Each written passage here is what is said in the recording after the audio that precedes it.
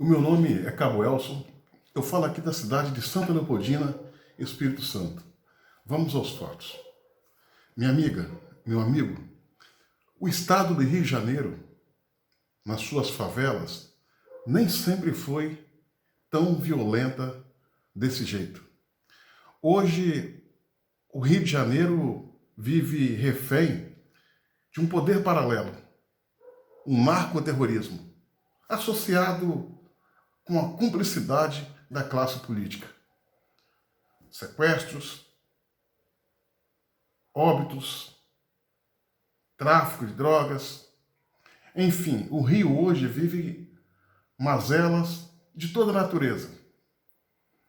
É um estado que vive uma guerra civil não declarada, onde as autoridades administrativas, políticas, o Estado regular, perdeu a capacidade de confrontar e combater esses delitos, mesmo porque parte da classe política está enterrado até o pescoço com a criminalidade. Se não com o tráfico, é com as milícias. E isso é lamentável. Vale lembrar que o Rio dos anos 80, como em todas as favelas do Brasil, tinha o seu pico de violência, mas não tanto quanto atualmente. E como é que o crime ganhou força, se organizou no Rio de Janeiro? É fácil de entender, basta reportar aos anos 80.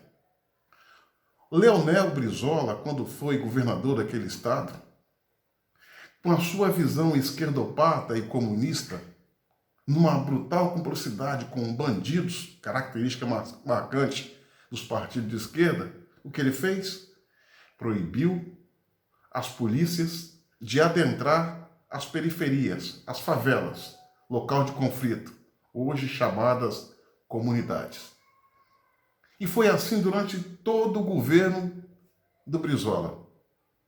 O governo do Brizola acabou, outro governo entrou e permitiu que as polícias civil e militar pudessem voltar a atuar no combate ao crime dentro da favela. Porém, senhoras e senhores, quando a polícia tentou voltar a atuar dentro da favela, não conseguiu entrar. Por quê? No período em que a polícia estava proibida de ali adentrar, o crime dentro da comunidade estava crescendo e se organizando de uma maneira assustadora, a ponto de criar um poder paralelo, uma sociedade paralela com valores estranhos ao Estado regular.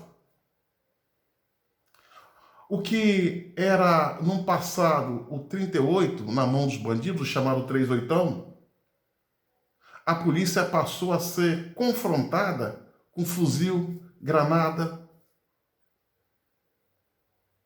Ou seja, o crime no Rio de Janeiro ganhou força, musculatura no governo do famigerado Leonel Brizola.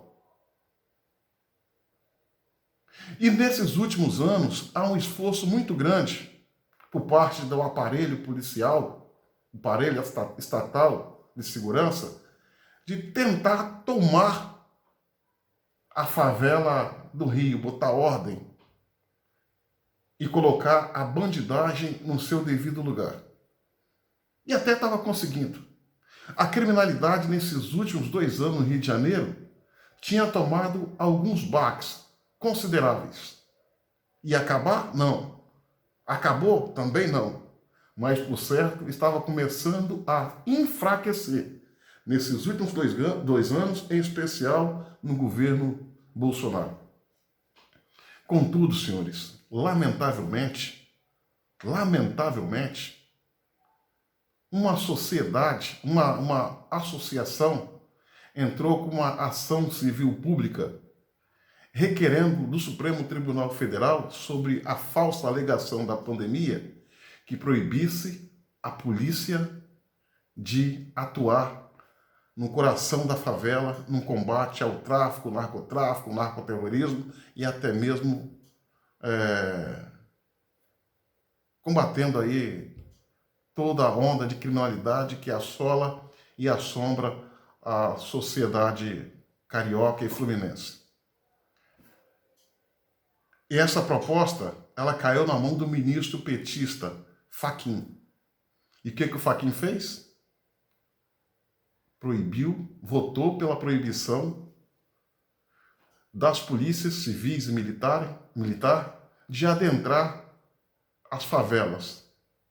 Proibiu, na verdade, de combater o tráfico sobre a falsa alegação do Covid-19. Isso não é um voto e uma decisão inocente, senhoras e senhores. Isso é pensado, é diabolicamente pensado. Fachin, como um bom petista que é, tá querendo tacar fogo no barraco. Botar a sociedade em risco. Criar o caos e levar descrédito ao governo Bolsonaro, o qual ele elegeu como inimigo a ser combatido. Se você parar para analisar, a história está se repetindo. Enquanto as polícias não podem adentrar a comunidade para combater os criminosos, eles estão lá, com as suas atividades terroristas, com suas atividades de tráfico, de maldade de todo tipo com a comunidade.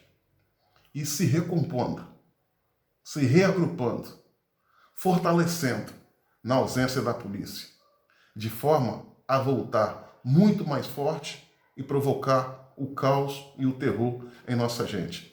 É preciso parar e pensar. A história está se repetindo. O mal que o Brizola fez ao estado do Rio de Janeiro, agora quem está fazendo é o ministro do STF, Fachin. Todas essas medidas são diabólicas e pensadas. Aí não tem nada de inocência e nem de acaso. Eles querem o caos no Brasil inteiro, a começar pelo Rio de Janeiro, mesmo que isso leve dor e sofrimento à população. Pare e pense, senhores. O Brasil corre perigo. Essa medida que estão experimentando no Rio de Janeiro, com certeza tende a se alastrar para os grandes centros do país.